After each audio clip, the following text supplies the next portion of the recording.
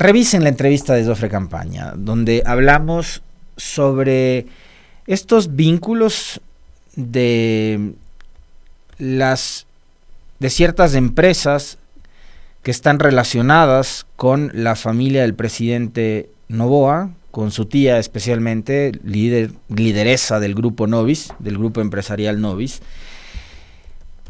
y contratos que entrega y otorga el Estado, en este caso particular Petroecuador, que habría entregado un contrato de más de 18 millones de dólares en cuestión de segundos. Lo mismo que le tomó a Cristiano Ronaldo alcanzar el 1.000.000 de suscriptores en su canal de YouTube, a la señora Isabel Noboa le tomó adjudicarse un contrato de 18 y pico de millones para una de sus empresas, para Codana.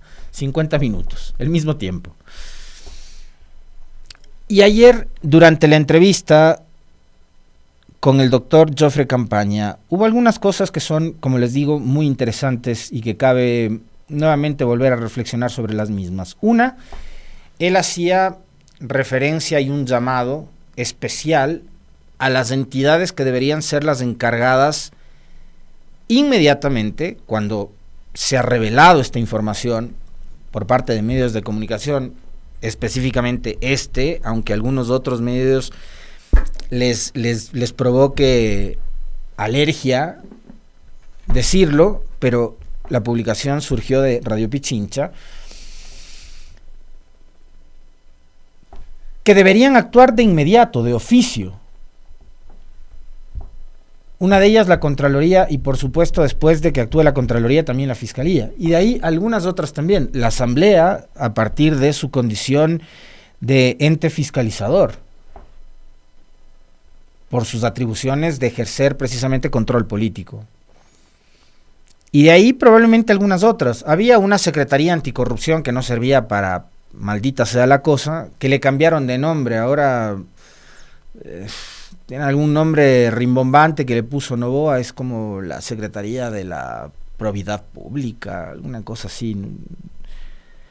Les voy a pedir que me ayuden con el ejercicio de memoria de costumbre, Esteban y Meli.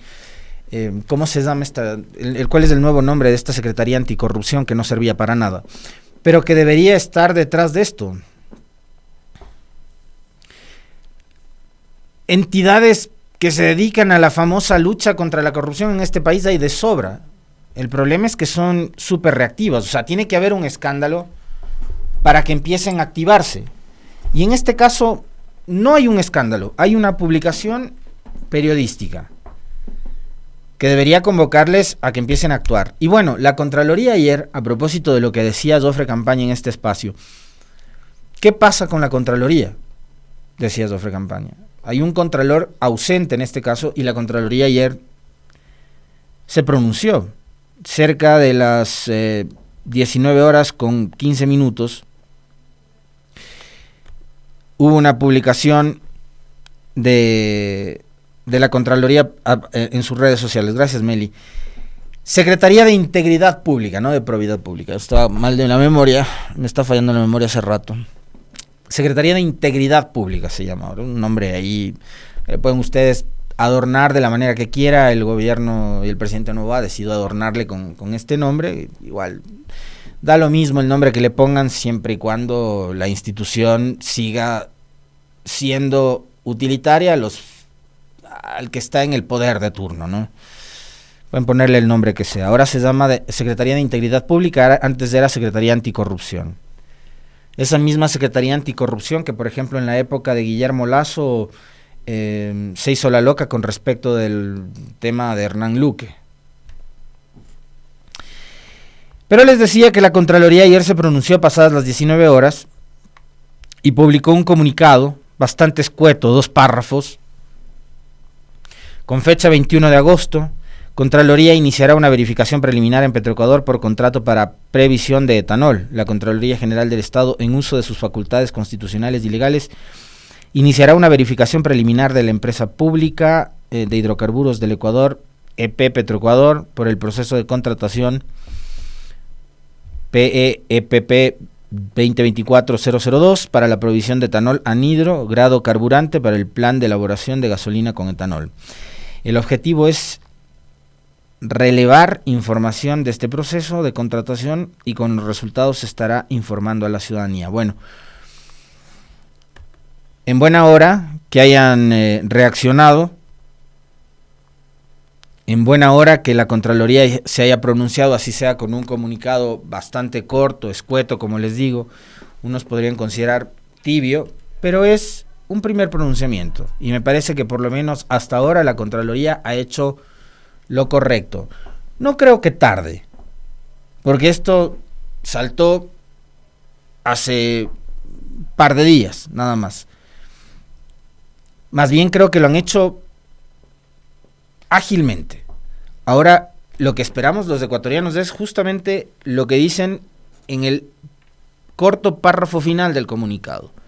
El objetivo es relevar información de este proceso de contratación y con los resultados se estará informando a la ciudadanía. Bueno, los ciudadanos, los ecuatorianos, vamos a estar muy pendientes de cuál es el resultado de este proceso que se ven adelante de auditoría, de seguimiento de la contratación de esta empresa Codana para la provisión de este anhidrocarburante para la elaboración de gasolina con etanol. Vamos a ver cuáles son los resultados. Ahora, te pasé un tuit, Meli, que se me había olvidado. Cuando lo tengas descargado, por favor, lo ponemos al aire, porque creo que sí hay que ver, a propósito de este escándalo, y otra cosa que decía ayer Jofre Campaña, porque eran dos. Una, el llamado a las instituciones de control que deberían reaccionar y qué bueno que la Contraloría lo ha hecho.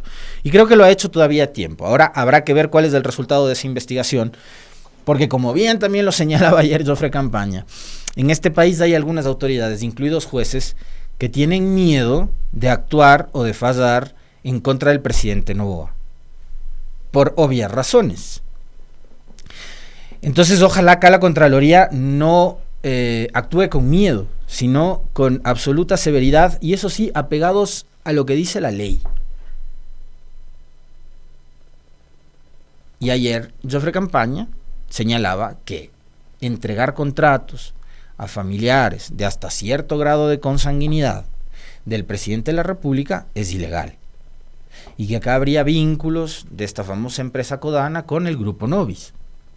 Entonces, estamos expectantes sobre eso. Y como les decía, uno de los aspectos que señalaba Jofre Campaña y que me parece que no es menor y que es importante, porque como sociedad hay que interpelar absolutamente a todos, no solo a los actores políticos. Los candidatos, bien decía Campaña ayer, ninguno se ha referido a estos temas, ni a lo del ordeño, ni a lo del desayuno escolar, y tampoco a este último caso que se ha revelado. Creo que sí hay que hacer algunas excepciones. Creo que Luisa González viene denunciando hace mucho rato temas vinculados a la corrupción del gobierno de Noboa. Creo que lo propio lo está haciendo José Serrano, incluso yéndose más allá. Por ejemplo, el caso del ministro de Agricultura y sus vínculos familiares con algunas personas que han sido investigadas por temas muy delicados como el narcotráfico. Y me parece que Pedro Granja también. O sea, creo que sí hay que ser justos en esa medida. Y creo que sí ha habido, de momento al menos, candidatos presidenciales que sí le han puesto el dedo en la llaga en lo que va de este gobierno, señalando cosas que a la vista de todo el mundo y de todo el país han resultado por lo menos irregulares.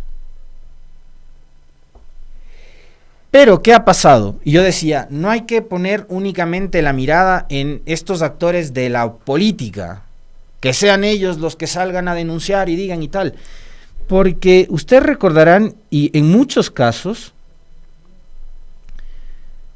estas famosas publicaciones de medios digitales daban lugar y origen a procesos judiciales.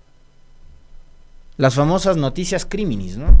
Entonces, bastaba que un medio digital que aparecía de la noche a la mañana publique una nota con un titular escandalosísimo y ese momento la fiscalía empezaba a operar.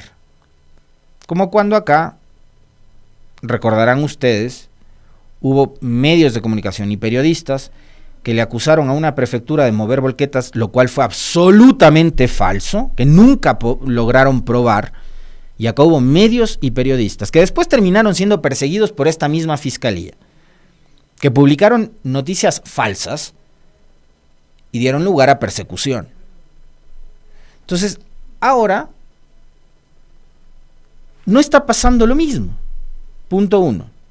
El tema es que hay una publicación, la Contraloría pone un tuit y dice, vamos a investigar. Ok, la Fiscalía dice media palabra. Y ustedes entenderán, mejor que yo todavía, el por qué no dice media palabra. La actual Fiscalía. Pero lo otro es, ¿y el resto de medios de comunicación? Ayer con absoluta precisión, y en su condición además, porque tiene todo el derecho de serlo, y así se considera Jofre Campaña, anticorreísta. Para quienes no lo recuerden, Jofre Campaña fue el abogado de Fabricio Correa en la demanda que puso el hermano del expresidente en contra del Estado. Hacía referencia a un asunto en particular. Como en esa época, todos los grandes medios de comunicación, todos los grandes medios de comunicación le abrían las puertas, le prendían las cámaras y los micrófonos para que tanto Fabricio Correa, que en ese momento se había convertido en uno de los principales opositores y detractores del gobierno y de su propio hermano, y Jofre Campaña, como su abogado, expongan todo lo que tenían que exponer y armen de los casos aquellos lo que fueron, un escándalo. El caso Gran Hermano está documentado en un libro que escribieron 2 periodistas. Y todos los medios de comunicación se hicieron eco de ese escándalo. Y ayer decía Jofre Campaña, si este caso habría sido en el gobierno de Correa, sería un escándalo de proporciones. El problema es que no es del gobierno de Correa, que no es Correa, y que quien gobierna ahora tiene, como bien lo denunciaba también ayer Jofre Campaña, casi que controlados a una gran cantidad de medios de comunicación y periodistas. Ya sea por miedo o por plata. Y algunos otros también, por supuesto, por coincidencias ideológicas. Coincidencias ideológicas que además se fueron encontrando en el camino. Les voy a citar un ejemplo, que me parece a mí el más patético de todos y que tiene que ver con, además, la incoherencia con la que actúan estos periodistas que, además, todos los días nos dan clases de periodismo, de ética y de moral al resto de la humanidad, y que nos dicen también cómo votar cada 2 o cada 4 años. Les voy a recordar un pasaje cortito, y con esto cierro esta parte del comentario porque de ahí quiero ir a la nueva novela que se ha desatado en este país, sobre la cual además vamos a estar conversando en la primera entrevista, que el primer entrevistado, les anticipo, será Augusto Verduga, para que se queden. Carlos Vera, durante la elección tras la muerte cruzada, elección del 20 de agosto, cuando hubo 8 binomios presidenciales, dijo que él iba a entrevistar a todos los candidatos, excepto 2. Uno, Luisa González, por obvias razones, porque él forma parte de toda esa red de medios de comunicación y periodistas que durante estos años han impedido que la Revolución Ciudadana pueda acceder a ciertos espacios mediáticos, lo que se ha denominado el famoso bloqueo mediático. Han tratado de silenciar a voces como la de Rafael Correa, entre otras tantas. No les han dado espacios y él dijo, a Luisa González no la voy a entrevistar. Y hubo otro candidato más al cual Carlos Vera se negaba a entrevistar, porque él consideraba que no tenía opciones. ¿Saben cómo se llama ese candidato? Se llama Daniel Noboa. Hoy ustedes busquen todos los comentarios, todas las opiniones del señor Vera en sus redes sociales, en la del medio de comunicación en el que trabaja, Radio Centro. Todas son en absoluta e irrestricta defensa del presidente Noboa. Su candidato presidencial, la apuesta electoral de Radio Centro de Guayaquil y de Carlos Vera es Daniel Noboa, candidato al que se negó a entrevistar en la elección anterior, por si algunos de ustedes no lo recuerdan. Y eso habla mucho de las incoherencias que hay de parte de los medios de comunicación y del doble rasero y de la doble moral que tienen. Porque el nepotismo, el tráfico de influencias, la corrupción, todo esto le hace, entre comillas, a los señores les molesta siempre y cuando los implicados no sean de su gallada. Cuando son de su gallada, ahí lo más fácil es mirar para un costado o hacerse simplemente de la vista gorda.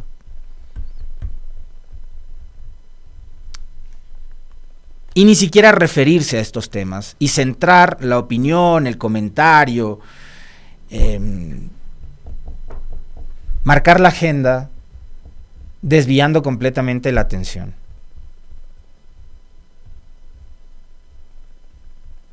Y optan por ni siquiera mencionar estos casos.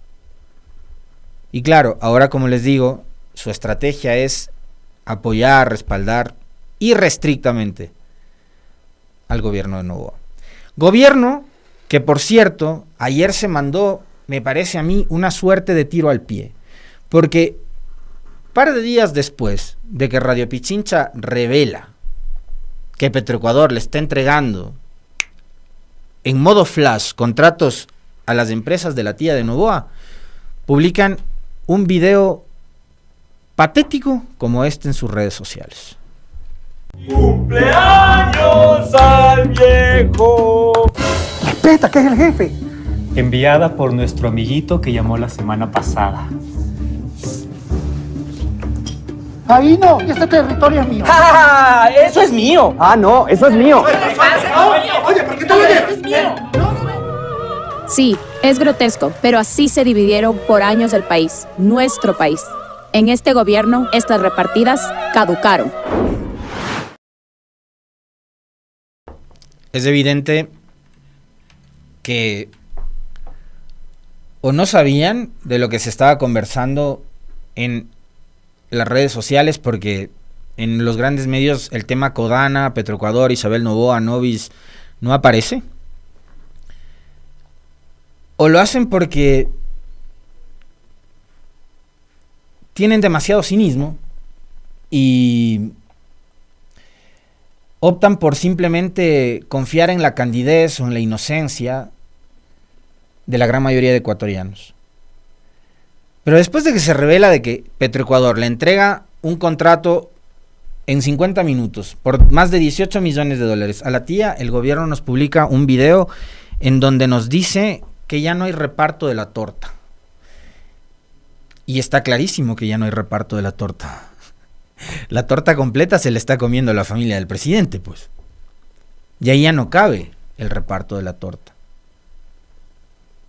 Pero es impresionante, de verdad, la forma en que el gobierno, a partir del manejo de su comunicación, insiste en querer vernos a los ecuatorianos la cara de tontos. Sacan un pastel, quieren hablar del reparto,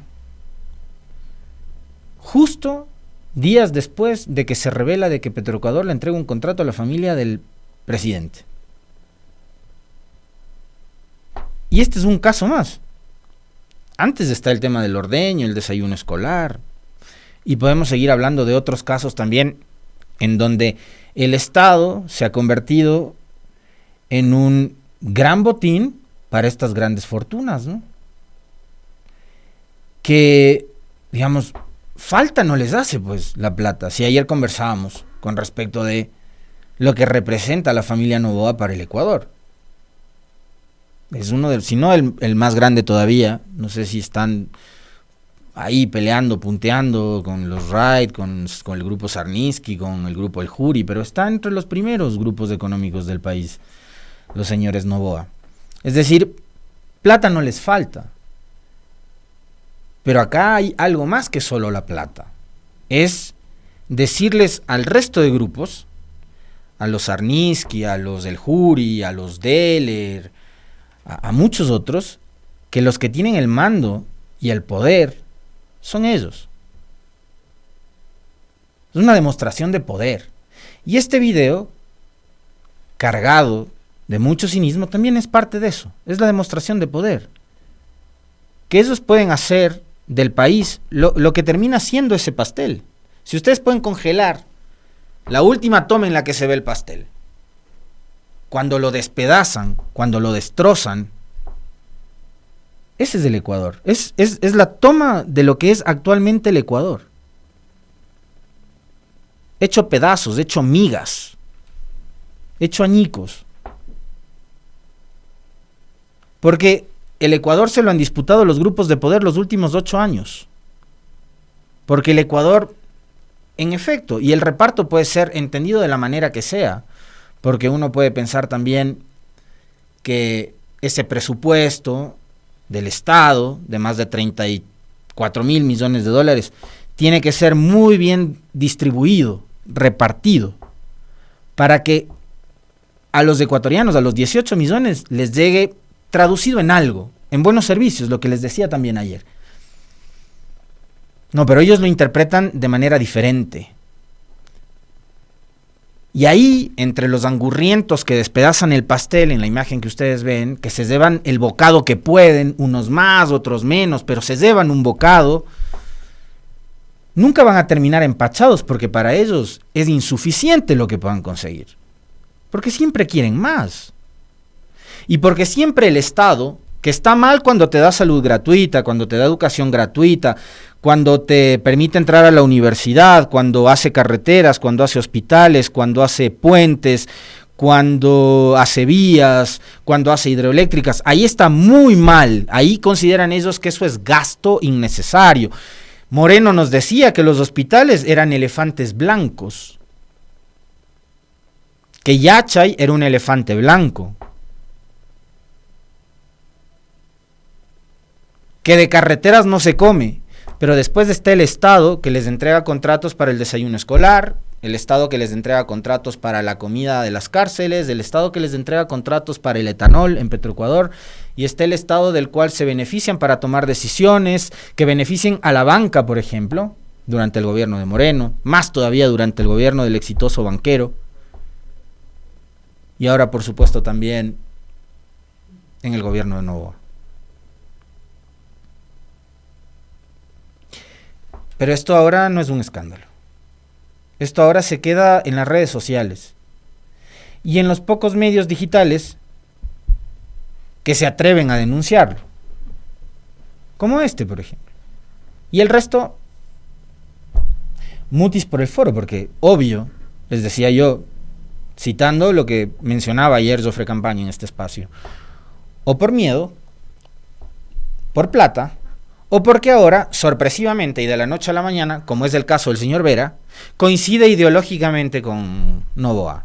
Antes fue morenista, Carlos Vera. Después fue lacista, hoy es novoísta. Mañana será topicista y pasado mañana será cucalonista y así por el estilo. No importa. El tema es quién se le ponga enfrente a la organización política a la cual Vera detesta, odia.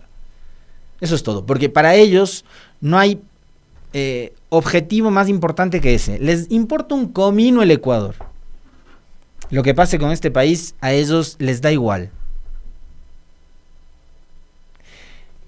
Que gobierne quien sea menos de ellos. Ese finalmente es la hoja de ruta que tienen. Lo cual es lamentable, por cierto.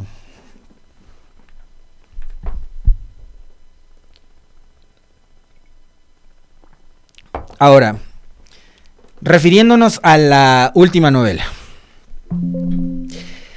Probablemente, y habrá gente a la que le guste y a la que no, lo que voy a decir, gente que comparte y que no, lo que voy a decir, como siempre, como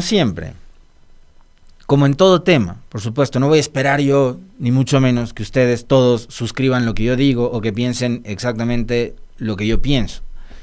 De eso se trata, de discrepar, de debatir, de discutir. Siempre con respeto, por supuesto. Pero ayer nuevamente el Consejo de Participación Ciudadana fue escenario de una nueva disputa y de una nueva confrontación. En algún momento, al señor Juan Esteban Guarderas le iba a salir alguien igual o más respondón que él, y ayer pasó eso. Parecería que ahora ya se está haciendo costumbre en este país. Como la señora fiscal ha empezado con esa forma de operar, lo cual comentábamos también aquí durante todos estos días.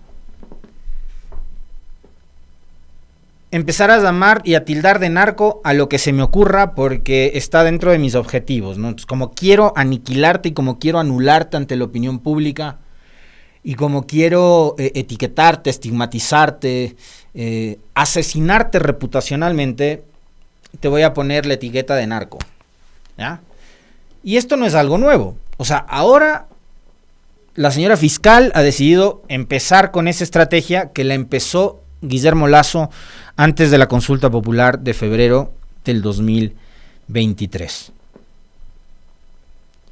Y hoy esa estrategia ha sido asumida por la fiscal, finalmente terminan siendo de la misma gallada, del mismo club de panas, y así van operando otros actores políticos que se creen en la misma condición y con los mismos arrestos que la fiscal, y que creen que además, claro, como se suben al tren de la fiscal, los medios de comunicación que replican los relatos, las narrativas y los discursos de la fiscal también me van a acolitar, y de hecho le han acolitado, porque Guarderas tiene mucha prensa y tiene muchos medios por asumir una postura que es la misma del señor Vera, la misma de la fiscal y de muchos, es del anticorreísmo. Punto. O sea, acá no es voy a trabajar por beneficio del país, voy a hacer lo posible para elaborar el mejor reglamento que el país se merece para elegir bien, transparentemente, técnicamente, impecablemente a la nueva o el nuevo fiscal. No, es asumir el anticorreísmo. Punto. No hay más. No hay dónde perderse tampoco. Y eso fue lo que pasó ayer. Que además, en el Consejo de Participación se han asumido posturas muy políticas, porque es un ente político y creo que ya hay que empezar a sacarnos la venda de los ojos y demás. Es un ente muy político el Consejo de Participación, más político todavía cuando tienen que discutir y debatirse temas trascendentales como el de la selección de nuevas autoridades de control. Y creo que ahí también hay algunos errores sobre los cuales hay que comentar, y sobre los cuales también vamos a conversar con nuestro primer invitado, por supuesto, para ver si es que son o no son asumidos como tales por ellos. Hay un sector de la opinión pública, quienes hacen análisis, que consideran que sí es un error. Yo particularmente creo que sí es un error, fue un error. El asumir ya ni siquiera posturas políticas, sino más bien posturas partidistas. Pero vamos a lo sucedido ayer. El señor Guarderas, a propósito de la presentación de un reglamento para la elección de la nueva autoridad de la Fiscalía, osó cuestionar el contenido de este reglamento.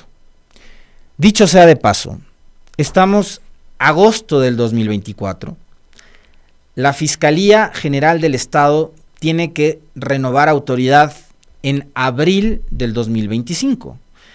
De agosto a abril del próximo año quedan algo así como 8 meses. 8 meses que yo les pregunto a ustedes y me pregunto, y les pregunto a los señores del Consejo de Participación, ¿van a ser suficientes para llevar adelante todo lo que implica un proceso que debería ser técnico, objetivo, transparente, como les decía, impecable, sobrio, de selección de la nueva Fiscalía? ¿O va a estar empañado por cosas como las que sucedieron ayer? El único de los 7 consejeros de Participación Ciudadana, que ha presentado un documento, por lo menos para que se debata, para que se discuta, de reglamento para la elección de fiscalía, fue el señor Verduga. Y sobre el documento presentado por Verduga empezaron las críticas, en este caso por parte de Guarderas, que fue lo que dijo ayer, por favor. General del Estado. Eso dice el reglamento que propone este señor Verduga, que, como digo, yo sí cuestiono abiertamente y de manera pública su neutralidad. Entonces, ahora, ¿qué pretende este señor? Que de manera muy mega rápida, o sea, hoy día hacemos la mesa técnica para que se apruebe un reglamento la próxima semana y así corremos rapidito, nada menos que la Fiscalía General del Estado sea electa. A mí no me parece que eso es correcto, a mí eso no me parece que es la forma adecuada de proceder. Yo creería que si tenemos una nueva consejera, darle un tiempo un poco más prudencial y que no solo ella, sino que el país entero tenga tiempo de revisar las acciones que está haciendo el señor Verduga para que se elija la próxima Fiscalía General del Estado, me parece que eso amerita tiempo. Esto es un problema del país. Nosotros estamos en una época de inseguridad, posiblemente de las más graves de la historia de la República, y en esta época la Fiscalía General del Estado ha sido un bastión para develar y atacar casos de corrupción que han afectado a jueces, a los partidos políticos, a otras entidades del Estado. Entonces, en este momento que un partido político conduzca el concurso para la Fiscalía General del Estado, mega grave. Lo que decía Guarderas, que creo que no estaba en este inserto, es que el reglamento de Verduga daba lugar a la inscripción de narcopostulantes. Eso era lo que decía Guarderas. Ya se anticipó. El hombre vio el futuro y seguramente estaba pensando que Fito, que se le fugó a Novoa, se iba a presentar como postulante para fiscal general, porque además creo que entiendo que Fito estudió Derecho durante su estadía en la cárcel, creo, ¿no? Entonces ya podría, pues, tranquilamente, con título de abogado, presentarse para ser fiscal. Y el hombre está viendo el futuro. Pero por otro lado dice que como el reglamento lo presentó Verduga se pertenece o está cercano a una organización política, e inmediatamente Guarderas trata de hacer un link, ¿no? Un clic con el tema de la Revolución Ciudadana y el narco. ¿Qué es lo que ha pretendido hacer la Fiscalía, la señora Salazar? ¿Qué es lo que han pretendido hacer varios medios de comunicación? ¿Y qué es lo que han pretendido hacer varios actores políticos durante los últimos años? Pero con un detalle en particular. Solo de boca para afuera, con cero pruebas. Y ojo, esto no es un tema de defensa a una organización política per se.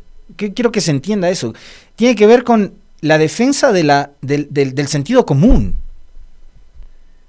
Si Guarderas, que ahora dice que va a haber narcopostulantes, o cuando la fiscal habló del narcojuicio, lo que deberían hacer es presentar argumentos que vayan más allá de su sesgo y del odio y de la postura política que ellos también han asumido, porque Guarderas le está acusando a Verduga de asumir una postura política. Sí, pero la de Guarderas también es una postura política, que representa a Construye, que representa a Creo, que representa a ADN.